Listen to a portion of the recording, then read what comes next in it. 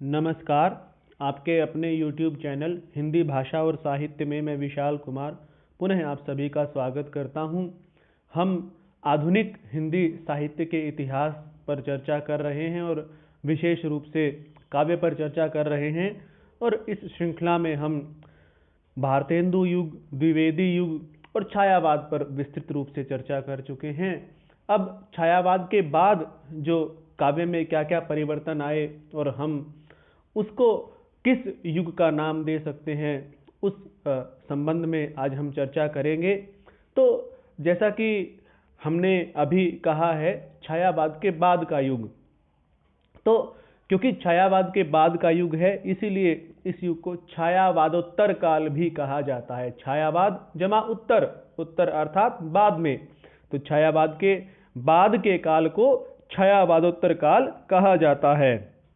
हम सब जानते भी हैं कि छायावादी कविताओं का दौर लगभग 1936 और 1938 तक रहा है। ये 1918 से शुरू होकर 1936 या 1938, ये हम इसकी सीमा ले सकते हैं। और औपचारिक रूप से छायावाद का अंत पंत जी ने एक काव्य संग्रह लिखा था, युगांत। तो यही माना जाता है कि पंत जी ने जो ये युगांत काव्य संग्रह लिखा था, इस युगांत काव्य संग्रह के साथ छायावाद का औपचारिक रूप से अंत मान लिया जाए। लेकिन हम देखते यह भी हैं कि जो छायावाद से भिन्न कविताएं, जिस प्रकार की कविताएं छायावाद में लिखी जा रही थी, उससे भिन्न प्रकार की कविताएं सन 1930 से ही हमें काव्य जगत में देखने को मिल रही हैं। तो ये जो रुझान है कि छायावादी जो कविता है उससे भिन्न कविता लिखने की परंपरा, तो वह 1930 से ही कहीं कहीं हम देख रहे हैं। इतने व्यापक स्तर पर वो नहीं थी, लेकिन जब हम 1936 की बात करते हैं तो 1936 के बाद तो हम जो छायावादी कविता से अलग तरह की कविताएं हैं वह लिखने की परंपरा बड़े ही व्यापक स्तर पर देखते हैं। यदि छायावादी युग और छायावादोत्तर युग, इन दोनों की पृष्ठभूमि को भी देखा जाए तो इनकी पृष्ठभूमि में हमें स्वतंत्रता आंदोलन दिखाई देता है। लेकिन उस स्वतंत्रता आंदोलन में हम परिवर्तन अवश्य ही देख पाते हैं। यदि गंभीरता से हम विचार करें तो जैसा स्वतंत्रता आंदोलन का दौर छायावादी युग में हम देखते हैं, उससे भिन्न स्वतंत्रता आंदोलन का दौर छायावादोत्तर काल में हम देखते हैं। सन 1930 तक भारतीय राजनीति में, या यूँ हम कहें कि स्वतंत्रता आंदोलन में, हम देखते हैं कि एक प्रकार से गांधी जी के प्रभाव से बहुत सारे आंदोलन हुए और उन आंदोलनों के प्रति लोगों की श्रद्धा बनी ही रही। उन्हें यह लगता था कि इन आंदोलनों से और इन सब से जो भारत को स्वतंत्र कराया जा सकता है। और साथ ही हम देखते हैं कि उतने बड़े पैमाने पर जो मजदूर वर्ग और जो किसान वर्ग है वह भी जागरूक होकर इन सब गतिविधियों में उस स्तर पर प्रतिभागिता नहीं कर रहा था। और साथ ही हम देखते हैं कि जो किसानों और मजदूरों की अपने अधिकारों के प्रति जागरूकता है वह इस दौर तक पूरी तरह से नहीं पनपी थी। लेकिन 1930 के बाद लोगों को जो ये गांधी जी के द्वारा चलाए गए आंदोलन थे, बहुत से ऐसे क्रांतिकारी दल आए कि जो इस प्रकार से अहिंसक आंदोलनों में विश्वास नहीं रखते थे। और बहुत से ऐसे उग्र विचारधारा के नेता आए जिनमें सुभाष चंद्र बोस, सरदार भगत सिंह इत्यादि, जो कि बहुत ही एक प्रकार से हम कहें कि देश के लिए अत्यंत महत्वपूर्ण हो गए और उनके विचार भी समाज में फैलने लगे। साथ ही हम देखते हैं कि जो मजदूर और किसान, जिन्हें हम शोषित वर्ग के अंतर्गत गिनते रहे हैं, तो वे भी भारतीय राजनीति में अपनी सक्रिय भूमिका निभाते हुए दिखते हैं। वे अपने हितों को, अपने किसान अपने हितों को और मजदूर अपने हितों को भारतीय स्वतंत्रता आंदोलन की राजनीति से जोड़कर चलते हैं। वे केवल राजनीतिक स्वतंत्रता ही नहीं चाहते, अपितु वे स्वयं के लिए अपने सामाजिक स्वतंत्रता की भी मांग करते हुए दिखाई देते हैं। तो ये परिवर्तन हम स्वतंत्रता आंदोलन में सन 1930 के बाद देखते हैं। और जो ये परिवर्तन है, ये परिवर्तन हम दूसरी तरह से भी इसको व्याख्यायित कर सकते हैं कि जो छायावादी युग है, उसमें जो द्विवेदी युग की आदर्शवादिता थी, वह छायावादी युग में आदर्शवादिता दिखाई देती है हमें। यह नहीं है कि द्विवेदी युग की आदर्शवादिता बिल्कुल ही, या नैतिकता या मर्यादा जो हम कहें, वो छायावादी युग में समाप्त हो गई थी, ऐसा नहीं था। तो जो छायावादी युग में यथार्थ कविता में प्रतिपादित भी हुआ है, वह आदर्शोन्मुख यथार्थवाद था। यथार्थ तो छायावादी कविता में बहुत अधिक चित्रित हुआ है, लेकिन वह जो यथार्थ है वह आदर्शोन्मुख यथार्थवाद था। लेकिन जो हम छायावादोत्तर काल में देखते हैं, इस काल में यथार्थ का दबाव धीरे धीरे बढ़ता जाता है और आदर्शों से जो उस समय के कवि थे, उनका मोह भंग हमें दिखाई देता है। ये जो आदर्श और यथार्थ के बीच द्वंद्व है, ये हम मुंशी प्रेमचंद जैसे कलाकारों में भी देखते हैं, क्योंकि मुंशी प्रेमचंद जी भी धीरे धीरे आदर्शोन्मुख यथार्थवाद से यथार्थवाद की तरफ बढ़ते हुए हमें दिखाई देते हैं।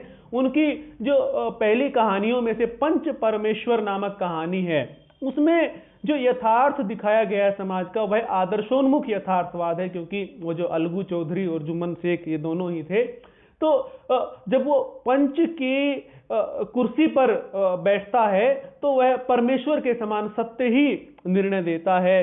तो यथार्थ कहीं ना कहीं दिखाया गया है, लेकिन वह समाप्त कहां पर होता है? आदर्श पर समाप्त होता है। और वैसी स्थिति समाज में उस समय नहीं थी, एक आदर्श चित्रण किया गया था। लेकिन यदि हम प्रेमचंद की अंतिम कहानियों में कफन कहानी को देखें, तो कफन में जो समाज का घोर यथार्थ है, उस यथार्थ को आदर्श के रूप में परिवर्तित करने का काम प्रेमचंद ने नहीं किया है। वहां घोर यथार्थवाद का दर्शन जैसा समाज में होता है, वैसा ही दिखाया जाता है, उसको आदर्श रूप में प्रस्तुत करने का प्रयत्न नहीं किया गया। हम प्रेमचंद जी का गोदान भी देखें, तो गोदान में भी हमें कमोबेश यही स्थिति दिखाई देती है। उसमें भी किसान जीवन का यथार्थ परिलक्षित हुआ है।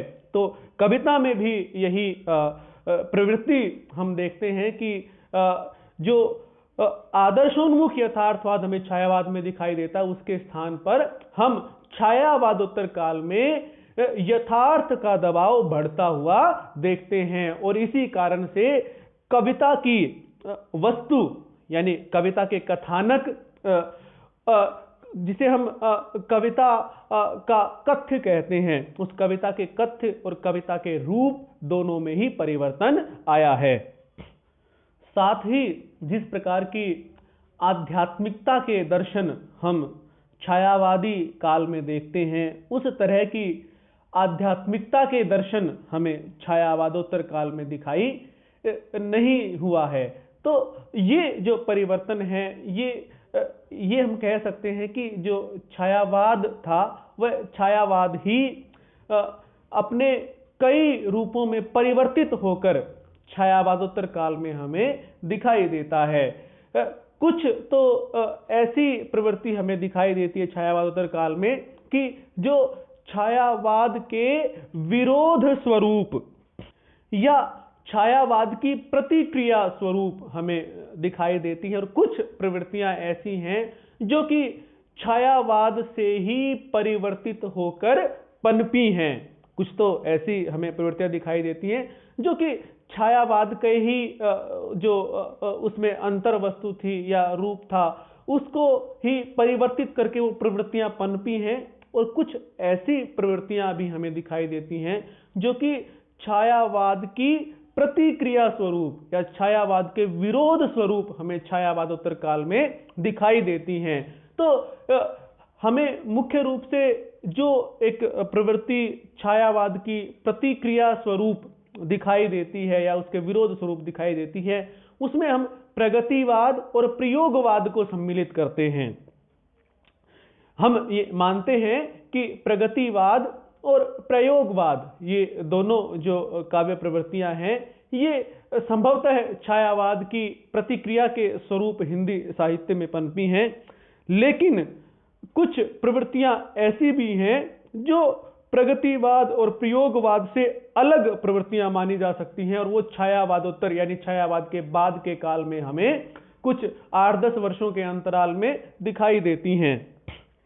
देखिए, यहां पर यह समझना आवश्यक है कि जो छायावादोत्तर काल है उसमें कई प्रवृत्तियां काव्य की हमें दिखाई देती हैं। उनमें से कुछ प्रवृत्तियां तो ऐसी हैं जिनको हम प्रगतिवाद, प्रयोगवाद के नाम से जानते हैं, और कुछ प्रवृत्तियां ऐसी हैं कि जो प्रगतिवाद और प्रयोगवाद से अलग हैं।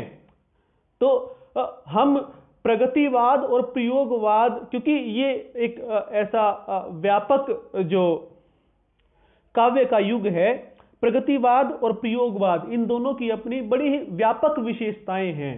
तो हम यही समीचीन मानते हैं, यही उचित मानते हैं कि प्रगतिवाद और प्रयोगवाद पर अलग से चर्चा की जाए, और छायावादोत्तर काल में जो अन्य विशेषताएं रह गई हैं, जो प्रगतिवाद और प्रयोगवाद से अलग विशेषताएं हैं, उन पर हम आज चर्चा कर लें, और उसके बाद प्रगतिवाद और प्रयोगवाद पर अलग से किसी व्याख्यान में चर्चा करें। क्योंकि जो प्रगतिवाद और जो अन्य विशेषताएं सारी हैं छायावादोत्तर काल में ही, लेकिन उन्हीं विशेषताओं में से दो विशेषताएं, प्रगतिवाद और प्रयोगवाद, अपने आप में बहुत सारी चीजों को समेटे हुए बहुत व्यापक हैं वे, इसीलिए उन पर अलग से चर्चा करना बहुत उचित रहेगा।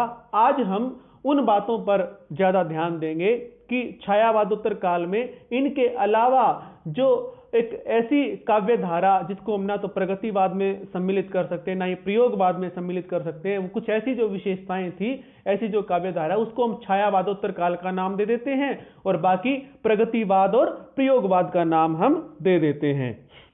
तो हम आज छायावादोत्तर काल में प्रमुख रूप से चर्चा करेंगे जो ऐसी प्रवृत्तियां जिनमें हम राष्ट्रीय सांस्कृतिक धारा की कविताओं को सम्मिलित करते हैं।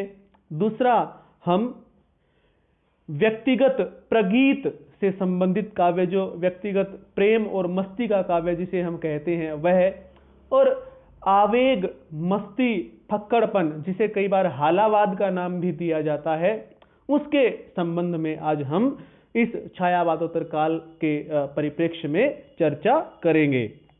जैसा कि मैंने बताया है कि जो छायावादी कविता थी, उस छायावादी कविता में देश और काल इन दोनों की आधुनिकता के दबाव में या आधुनिकता के परिप्रेक्ष्य में व्याख्या तो हो रही थी, लेकिन उस व्याख्या में हम विशेष बात यह देखते हैं कि वह आध्यात्मिकता से युक्त होकर व्याख्या हो रही थी।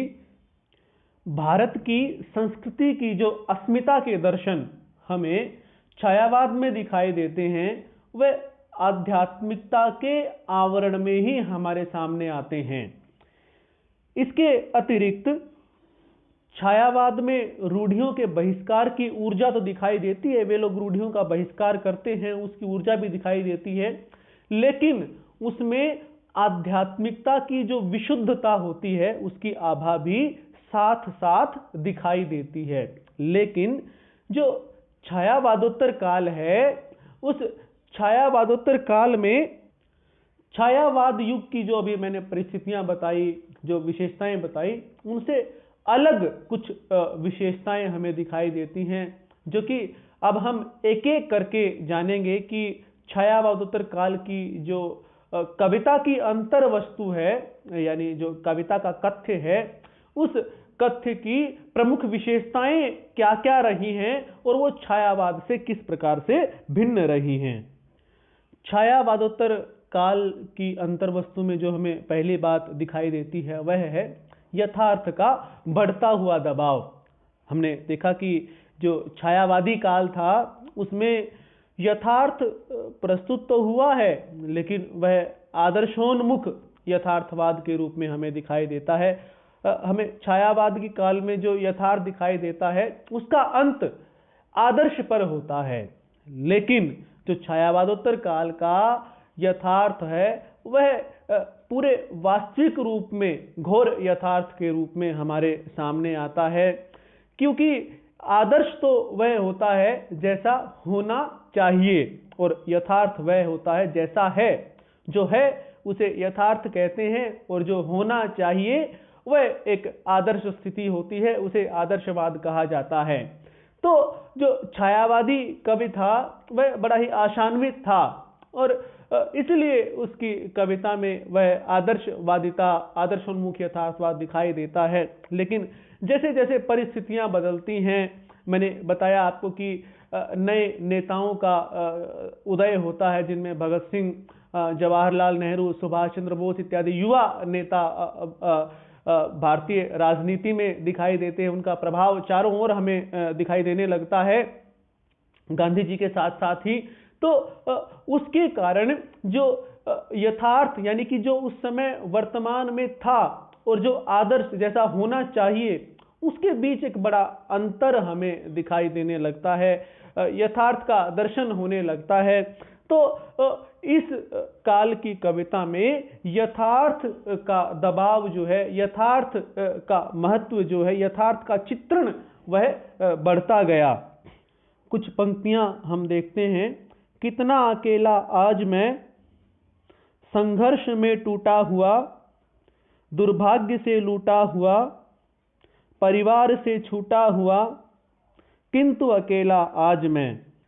यथार्थ के इसी बढ़ते दबाव का यह भी परिणाम हुआ कि जहां छायावादी कवि आकाशगामिनी कल्पना का अनुसरण करते हुए ऊंची ऊंची उड़ान भरता था, वहीं छायावादोत्तर काल का कवि कल्पना और स्वप्न इन सबको छोड़कर जमीन की तरफ लौटता है। वह अपनी वास्तविक भूमि की तरफ लौटता है। वह कल्पना और स्वप्न की उड़ान का सहारा नहीं लेता, बल्कि अपनी जमीन की ओर लौटता है। हम एक उदाहरण देखते हैं।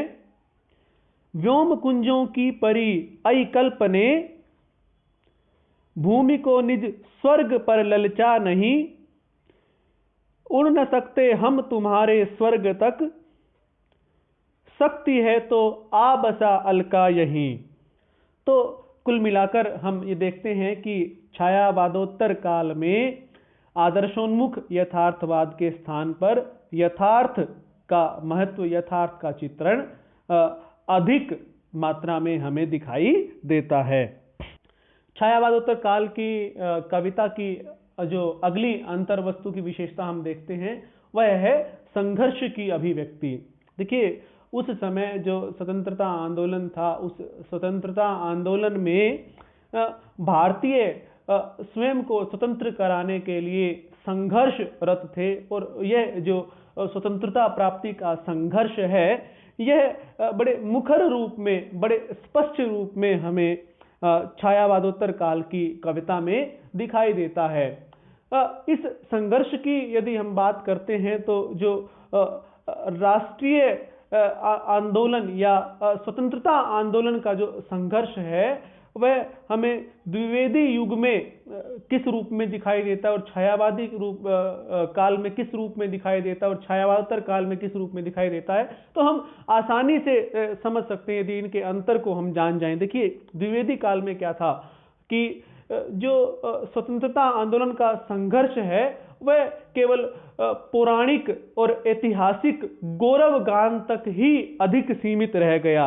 उसमें जो कवि थे वे अधिकतर प्राचीन इतिहास का गौरव गान करते थे और पौराणिक कुछ कथाओं के आधार पर हमारे गौरवशाली इतिहास को पाठक के सामने प्रस्तुत करते थे। तो अधिक वहीं तक सीमित रह गए या फिर इतना कर देते थे कि वे जो वर्तमान समस्याएं हैं उन समस्याओं को चित्रित कर देते थे। और जो छायावादी युग है, उस छायावादी युग में हम उस स्वतंत्रता आंदोलन का जो रूप कविता में देखते हैं वह यह था कि वह विश्व मानवतावाद की तरफ अधिक झुकाव था। उस कविता में राष्ट्रीय आंदोलन की बात जहां तक करें तो विश्व मानवतावाद की तरफ अधिक झुकाव हमें दिखाई देता है। उस कविता में राष्ट्रीय आंदोलन का संघर्ष कुछ आध्यात्मिक आवरण में लिपटा हुआ, या फिर ये कह सकते हैं कि कुछ ऐतिहासिक गौरवगान या पौराणिक कथाओं में इतिहास के गौरवशाली होने का वर्णन तो छायावादी कविता में भी हुआ है, लेकिन उसका अधिक झुकाव विश्व मानवतावाद की तरफ केंद्रित था।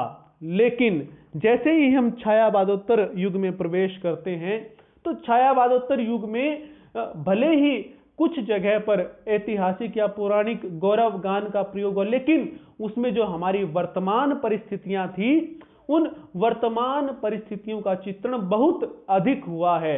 उन्होंने ज्यादा बल ऐतिहासिक गौरवगान की अपेक्षा जो उस समय की देश की वर्तमान परिस्थितियां थी उनके चित्रण पर उन्होंने अधिक बल दिया है।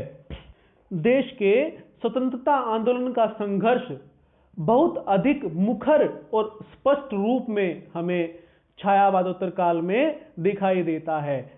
इसके साथ ही जो सामाजिक मुक्ति का संघर्ष है, सामाजिक मुक्ति का संघर्ष भी हमें इस काल की कविता में दिखाई देता है, क्योंकि मैंने पहले ही इस बात का यहाँ पर संदर्भ प्रस्तुत किया है कि इस काल में मजदूर और किसान वे अपनी स्वयं की सामाजिक स्वतंत्रता को भी राजनीतिक आंदोलन से देखकर जोड़कर देखने लगे थे। उन्हें अपनी मुक्ति भी इस राजनीतिक स्वतंत्रता के साथ चाहिए थी। और ये जो संघर्ष है, सामाजिक मुक्ति का जो संघर्ष है, ये भी उस काल में हमें दिखाई देता है। हम कुछ उदाहरण देख लेते हैं इस संघर्ष के।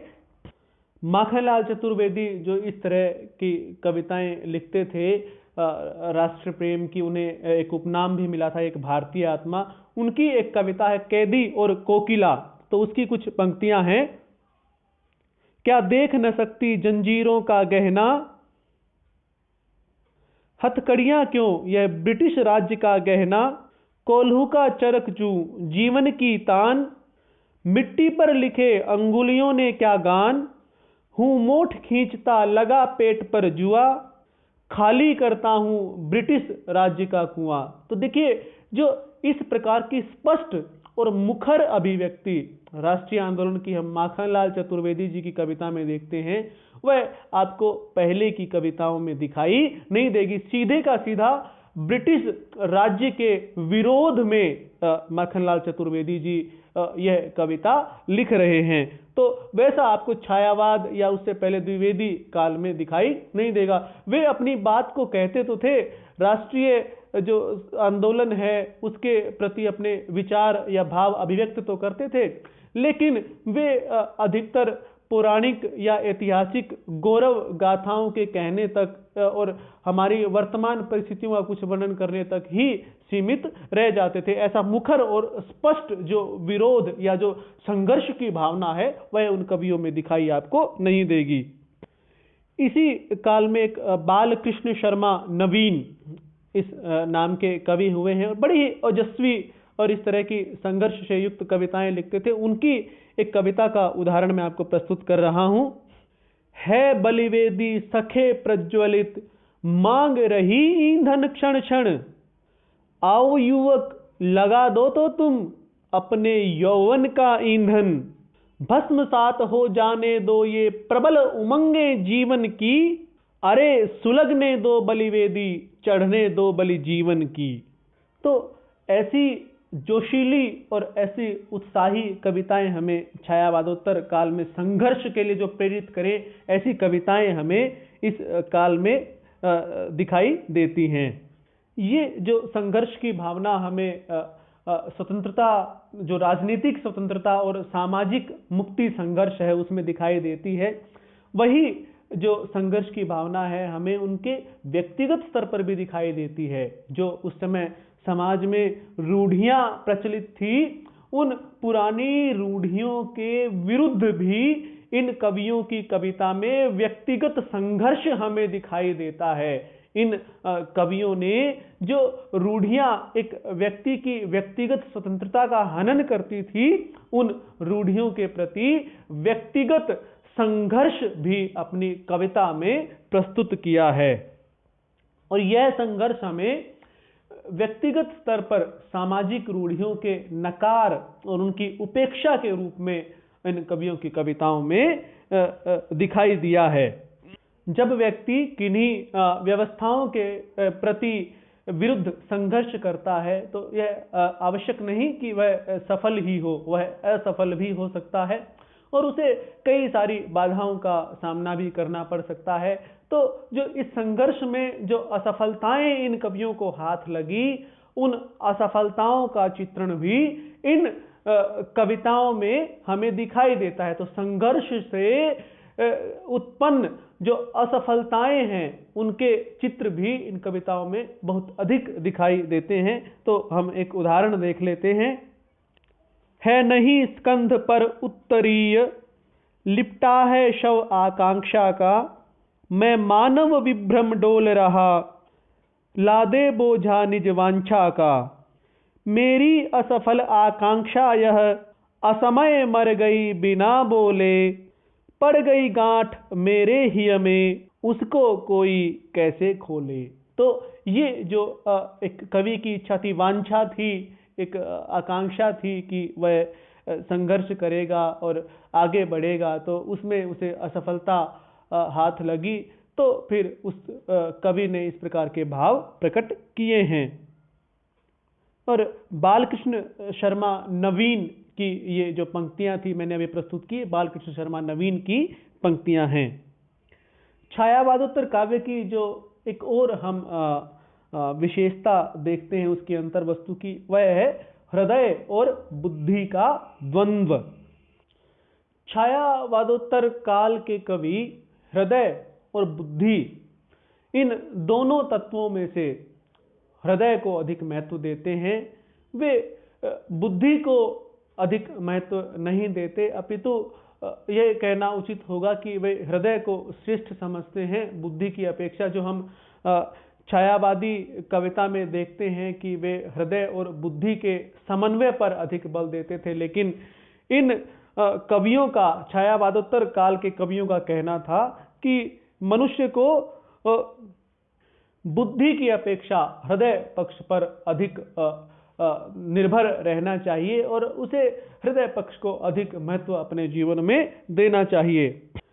जिस तरह से छायावादी कविता में बहुत से जीवन के प्रश्नों पर या प्रकृति के प्रश्नों पर या यूं कहें कि रहस्यवादी प्रश्नों पर बड़े ही तार्किक ढंग से और बौद्धिक शक्ति का प्रयोग करके विचार किया गया है, वैसा बौद्धिक विचार या वैसा तर्क जो शास्त्र है वह हमें छायावादोत्तर काल के कवियों की कविता में दिखाई नहीं देता।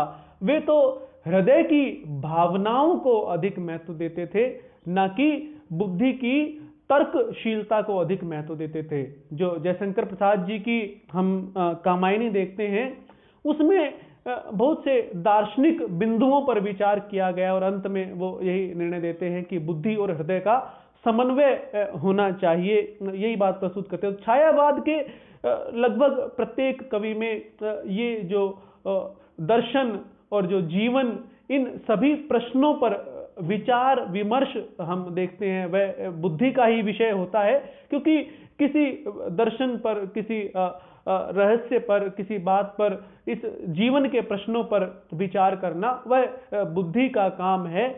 तो यह जो बुद्धि का महत्व हम छायावाद में देखते हैं, वह बुद्धि का महत्व छायावादोत्तर काल में, ये छायावादोत्तर काल के कवि इसको महत्व नहीं देते हैं, इसको महत्वपूर्ण नहीं समझते हैं और वे हृदय को अधिक महत्व यहाँ पर प्रदान करते हुए दिखाई देते हैं। जो मनुष्य की स्वाभाविक प्रवृत्तियां होती हैं, जो उसके रक्त प्रवाह से उसमें संवेग उत्पन्न होते हैं, ये कवि उस संवेग को, उन भावनाओं को महत्व प्रदान करते हुए दिखाई देते हैं। रामधारी सिंह दिनकर जी की चक्रवाल की एक कविता का उदाहरण मैं आपके सामने प्रस्तुत करता हूं कि वो किस प्रकार से हृदय को बुद्धि पर अधिक महत्व देते हुए क्या कह रहे हैं। ज्ञान की आराधना दिन का शयन है, क्लेश से निस्तार केवल कर्म से है, दर्शनों से सिद्धियां किसको मिली हैं, जीव का उद्धार केवल धर्म से है। लिख सको तो उंगलियों से खोद कर एक छोटा काव्य भूतल पर लिखो, बुद्धि के बल पर जिसे पहले लिखा था, आज उसको बाहु के बल पर लिखो। सीधा सा स्पष्ट बात हो जाती है कि ये जो कवि हैं, ये दर्शन, जीवन, रहस्य, इन सभी प्रश्नों पर विचार करने की अपेक्षा ये संदेश देते हैं कि मनुष्य को अपने हृदय की भावनाओं की बात सुननी चाहिए और उसके अनुसार ही कर्म करना चाहिए। इन दर्शन इत्यादि पर विचार करने से कोई भी लाभ नहीं है। और यही कारण है क्योंकि देखिए, भले ही ये बुद्धि तत्व को महत्वपूर्ण नहीं मान रहे हों, लेकिन जो उस काल की हम विशेषताएं देखते हैं, उस काल की विशेषताओं में हम यह भी देखते हैं कि उस काल की जो पूरी पृष्ठभूमि है वह जो तर्क और बुद्धि के दबाव में पड़कर ही वह सारा काल निर्मित हो रहा था। लेकिन ये जो कवि है ये इन प्रश्नों पर विचार नहीं करते और इसका परिणाम यह हुआ, क्योंकि ये तर्क और बुद्धि के द्वारा इन प्रश्नों पर विचार नहीं करते, तो इनके काव्य में हमें बहुत जगह दुविधा भी दिखाई देती है। इनके मन में एक प्रकार की दुविधा भी दिखाई देती है। इन्हें अपने लक्ष्य और जो इनका उद्देश्य है वह इनके सामने कहीं कहीं हमें अस्पष्ट सा दिखाई देता है। एक उदाहरण हम देखते हैं। दिनकर जी ने ही अपनी एक काव्यकृति सामधेनी में ये बात लिखी है।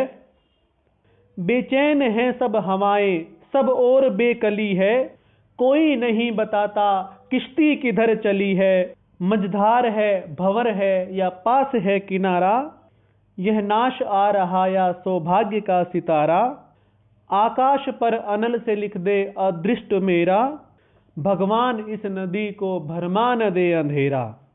श्री हरिवंश राय बच्चन जी की दो पंक्तियां और इस संबंध में देखी जा सकती हैं। पांव चलने को विवश थे, विवेक विहीन था जब मन, आज तो मस्तिष्क दूषित कर चले पथ के मलिन कण। इन दोनों ही उदाहरणों में हम देखते हैं कि जो एक बुद्धि तत्व के कारण जो एक उद्देश्यों की, लक्ष्यों की स्पष्टता किसी के मन में होनी चाहिए, वह हमें यहाँ दिखाई नहीं देती। और कुल मिलाकर हम ये निष्कर्ष पर पहुंच सकते हैं कि इस काल के काव्य में बुद्धि तत्व की अपेक्षा हृदय की प्रधानता रही है। छायावादोत्तर काव्य की जो अंतर वस्तु है उसकी अगली विशेषता हम यह देखते हैं कि सहज और सरल मनुष्य इनकी कविताओं में चित्रित हुआ है। क्योंकि देखिए, हृदय तत्व को ये कवि अधिक प्रधानता देते थे, तो हृदय तत्व की प्रधानता देने के कारण जो भी इनके काव्य का जो भी व्यक्ति है, जो मनुष्य है, वह बहुत ही सहज है, बहुत ही सरल है और वह अपने हृदय की सुनता है, वह अपनी आत्मा की पुकार को सुनता है और किसी प्रकार के छल या छद्म का सहारा नहीं लेता। वह स्वयं के बारे में प्रकट करने के लिए स्वयं के गुण और दोष बड़े ही बेबाक ढंग से प्रस्तुत करता है। किसी प्रकार का छुपाव या किसी प्रकार का दुराव वह नहीं करता है। वह अपने गुण या दोष जैसा भी है उसको ज्यों का त्यों पाठक के सामने प्रकट कर देता है। वह इस प्रकार का कार्य नहीं करता कि स्वयं को श्रेष्ठ दिखाने के लिए किसी प्रकार की छल छद्म की भाषा का प्रयोग करे वह तो जैसा है स्वयं को वैसा ही अपनी कविता में उतार देता है। दिनकर जी ने कहा है, रक्त बुद्धि से अधिक बली है और अधिक ज्ञानी भी, क्योंकि बुद्धि सोचती और शोणित अनुभव करता है। शोणित यानी कि रक्त, तो जो हम अनुभव करते हैं वह जो हमारी बुद्धि सोचती है उससे अधिक श्रेष्ठ होता है, ऐसा दिनकर जी का कहना है। हरिवंश राय बच्चन जी मानव की इसी सहजता और सरलता को और उसके बिल्कुल वास्तविक स्वरूप को प्रकट करते हुए कहते हैं कि हम सब कुछ करके भी मानव, हम ही देवता हम ही दानव, हम ही स्वर्ग की हम ही नरक की, क्षण भर में सीमा छू आते, हम कब अपनी बात छुपाते।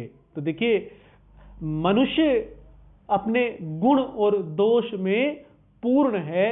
यदि उसमें गुण हैं तो उसमें दोष भी हैं। यदि वही पृथ्वी को स्वर्ग बना सकता है तो वही नरक भी बना सकता है। इस बात में कोई भी संदेह इन कवियों के मन में नहीं है। वे केवल श्रेष्ठता को ही, केवल मानव के एक ही पक्ष का उजागर नहीं करते, बल्कि वह अपने गुण दोषों में जैसा भी है वह उसको उसी रूप में चित्रित कर देते हैं। तो हम ये कह सकते हैं कि जो इस काल के कवि हैं उनके काव्य में एक प्रकार से खुलापन है, ईमानदारी है, अपनी अभिव्यक्तियों को लेकर ईमानदारी है। वे ईमानदारी से अपनी अनुभूतियों को प्रकट करते हैं। वे इस बात की परवाह नहीं करते कि उनकी इन अनुभूतियों को पढ़कर उनके बारे में कोई कैसे विचार रखेगा, कोई कैसे भी विचार रखे। वे अपनी सारी अनुभूतियों को ज्यों का त्यों प्रस्तुत कर देते हैं और साथ ही वे अपनी प्रवृत्तियों को सहज रूप से अपनी कविता में अभिव्यक्त कर देते हैं। छायावादोत्तर काल की कविता की अंतर्वस्तु की एक और जो प्रमुख विशेषता हम देखते हैं वह है आवेग, मस्ती और फक्कड़पन। इन कवियों की कविताओं में एक प्रकार से एक विशेष आवेग दिखाई देता है, एक प्रकार की मस्ती दिखाई देती है और एक तरह से फक्कड़पन दिखाई देता है। आवेग में वो इसका अर्थ यह है कि वे अधिक विचार विमर्श नहीं करते हैं। जिस प्रकार के दार्शनिक प्रश्नों का विचार छायावाद में हमें दिखाई देता है वैसा कुछ यहाँ पर दिखाई नहीं देता। ये तो जो उनके रक्त का उबाल है, जो उनके हृदय का आवेग है, उस हृदय के आवेग को ही अपनी कविताओं में प्रकट करते हैं। ऐसा नहीं है कि वे बहुत से दार्शनिक प्रश्नों पर विचार विमर्श करेंगे, मंथन करेंगे और उसके बाद उन विचारों को प्रकट करेंगे, बल्कि ये विचारों को प्रकट ना करके अपने हृदय के आवेग को शब्दबद्ध करके प्रस्तुत कर देते हैं। और क्योंकि ये इस प्रकार से चिंतनशील नहीं है तो इनकी कविता में उन दार्शनिक प्रश्नों के स्थान पर हमें एक प्रकार की मस्ती दिखाई देती है, एक प्रकार की खुमारी दिखाई देती है। ये सब दुनिया की परवाह किए बिना आगे बढ़ते हैं और जो जैसे हम कबीर की कविताओं में फक्कड़पन और मस्ती देखते हैं, उसी तरह से इस काल की कविताओं में अपनी ही मस्ती में ये कवि चूर दिखाई देते हैं। दिनकर जी की पंक्तियां इस संबंध में देखिए, चीर दूंगा विश्व के तूफान को, आज उन्मुख हूं क्षितिज के पान को, बस न पूछ प्राण सीमाहीन हूं, दलित कर दूंगा गगन के गान को। ये तो बात थी कि जो छायावादोत्तर कविता उसकी अंतर्वस्तु की कुछ विशेषताओं के संबंध में मैंने व्याख्यान के प्रारंभ में यह कहा था कि जो इस काल की जो काव्य है उसमें प्रगतिवाद, प्रयोगवाद भी दिखाई देता है और उसके अतिरिक्त जो काव्य प्रवृत्तियां दिखाई देती हैं वह है राष्ट्रीय सांस्कृतिक काव्यधारा और प्रेम और मस्ती का काव्य। तो अब हम थोड़ा सा ये देख लेते हैं कि राष्ट्रीय और सांस्कृतिक काव्यधारा में इस काल में प्रमुख कवि कौन कौन से आते हैं। तो जो राष्ट्रीय और सांस्कृतिक काव्यधारा, इसके बारे में तो मैंने अभी जो अंतर्वस्तु थी उसमें काफ़ी चर्चा की है कि छायावाद, द्विवेदी युग और छायावादोत्तर युग की राष्ट्रीय भावना में क्या अंतर हम देखते हैं, और सांस्कृतिक जो विरासत के बारे में जो लिखा गया है इन तीनों ही काव्य युगों में, तो उस सब में क्या अंतर है, उसको हम संक्षेप में इस प्रकार से कह सकते हैं कि इस काल की जो सांस्कृतिक और राष्ट्रीय जो कविता है उसमें वास्तविकता का आग्रह बहुत अधिक है, चेतना यथार्थ के धरातल पर स्थापित हुई है, संघर्ष की अभिव्यक्ति हुई है और आवेगों की प्रधानता है। तो जो इस काल की राष्ट्रीय और सांस्कृतिक धारा है उसमें ये सब विशेषताएं संक्षेप में हम देख सकते हैं। और जो प्रमुख कवि इस तरह की कविताएं लिख रहे थे उनमें माखनलाल चतुर्वेदी, बालकृष्ण शर्मा नवीन और सर्व प्रमुख हमारे राष्ट्र कवि रामधारी सिंह दिनकर इस प्रकार की कविताएं लिख रहे थे। और ऐसा नहीं है कि जो युवा नेता सुभाष चंद्र बोस, भगत सिंह और जवाहरलाल नेहरू इन्हीं की विचारधारा से प्रेरित लोग ही इस समय में काव्य की रचना कर रहे थे, बल्कि इस राष्ट्रीय सांस्कृतिक काव्य धारा के अंतर्गत हम गांधी जी की जो विचारधारा है उससे प्रभावित जो कवि हैं उनकी कविताएं भी देखते हैं। और उनमें प्रमुख रूप से जो बड़े ही प्रसिद्ध कवि रहे हैं उनके नाम हैं सियाराम शरण गुप्त और सोहनलाल द्विवेदी। सोहनलाल द्विवेदी जी की एक कविता बढ़े चलो बहुत ही प्रसिद्ध हुई और वह उन्होंने गांधी जी की विचारधारा से प्रेरित होकर लिखी थी। अगला जो हमने राष्ट्रीय सांस्कृतिक काव्य धारा की बात की, उसके बाद प्रेम और मस्ती का काव्य भी छायावादोत्तर काल में लिखा गया। और जो प्रेम और मस्ती का काव्य है तो ये पिछले प्रेम जो इस काल का प्रेम काव्य है वह पिछले प्रेम काव्य से किस प्रकार से भिन्न है, छायावाद के प्रेम काव्य से किस प्रकार से भिन्न है, हम ये एक जो बात है उसमें देख सकते हैं कि जो जयशंकर प्रसाद हैं उन्होंने एक कविता लिखी थी, ले चल मुझको मेरे नाविक देकर भुलावा धीरे धीरे, कि वो जो छायावादी कवि है वह उस पार के प्रेम में, पारलौकिक प्रेम में, इस लोक के पार जो प्रेम है उस प्रेम में विश्वास रखते थे। लेकिन जो छायावादोत्तर काल का कवि है उसका प्रेम इस लोक के परे का प्रेम नहीं है, अपितु वह तो इस लोक का ही प्रेम है। हम यूं भी कह सकते हैं कि जो छायावादी कवियों का प्रेम था वह इस लौकिक धरातल का प्रेम नहीं था, वह अलौकिक धरातल का प्रेम था। लेकिन जो छायावादोत्तर काल के कवियों का प्रेम है वह इसी लौकिक धरातल का प्रेम है। छायावादोत्तर काल के कवियों के प्रेम में किसी प्रकार की आध्यात्मिकता या दार्शनिकीकरण या दार्शनिकता हमें दिखाई नहीं देती है, जबकि जो छायावादी कवियों का प्रेम था उसमें हमें आध्यात्मिकता और दार्शनिकता अधिक दिखाई देती है। जैसे इस काल के छायावादोत्तर काल के एक बड़े प्रसिद्ध कवि हरिवंश राय बच्चन रहे हैं, उन्होंने कहा है कि इस पार प्रिय मधु है तुम हो, उस पार न जाने क्या होगा। वे इसी लौकिक धरातल पर रहकर ही प्रेम करना चाहते हैं, वे उस लोक में, इस लोक के जो पार लोक है उस पार वे नहीं जाना चाहते। छायावादोत्तर काल की कविता में जो सुंदर है उसके प्रति जो मनुष्य का एक सहज आकर्षण होता है वह दिखाई देता है, और क्योंकि जो वह सौंदर्य है उसकी प्राप्ति हर एक करना चाहता है, तो उसकी प्राप्ति की इच्छा, उसकी प्राप्ति की आकांक्षा इस छायावादोत्तर युग की कवियों की कविताओं में बड़ी सहज रूप में दिखाई देती है। और वे लोकापवाद, लोक निंदा से नहीं डरते, अपने प्रेम की अभिव्यक्ति करते हुए लोक निंदा या लोकापवाद से नहीं डरते हैं।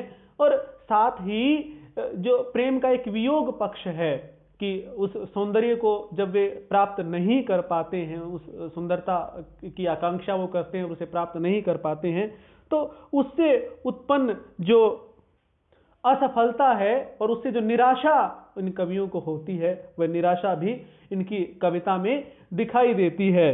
तो ये देखिए लोकापवाद से नहीं डरते हैं और किस प्रकार से वास्तविकता को सामने रख देते हैं। तो उस संबंध में कुछ पंक्तियां हैं। हरिवंश राय बच्चन जी कहते हैं, मैं छिपाना जानता तो जग मुझे साधु कहता, शत्रु मेरा बन गया है छल रहित व्यवहार मेरा।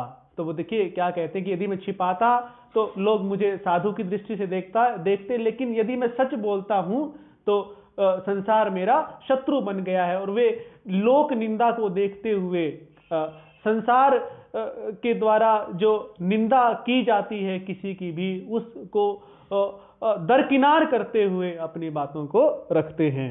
क्योंकि ये कवि हृदय पक्ष पर अधिक बल देते हैं, तो स्वाभाविक सी बात है कि इनकी कविता में मस्ती का, एक फक्कड़पन का समावेश हो ही गया है। तो उसका उदाहरण मैं यहाँ पर प्रस्तुत करता हूँ। हो जाने दे गर्क नशे में, मत पड़ने दे फर्क नशे में, ज्ञान ध्यान पूजा पोथी के फट जाने दे वर्क नशे में, ऐसी पिला की एक बार तो विश्व हो उठे मत वाला, साखी अब कैसा विलंब भर भर ला तन्मयता हाला। ये जो पंक्तियां हैं ये बालकृष्ण शर्मा नवीन की पंक्तियां हैं। मस्ती के एक और रूप को हम भगवती चरण वर्मा की इन पंक्तियों में देख सकते हैं।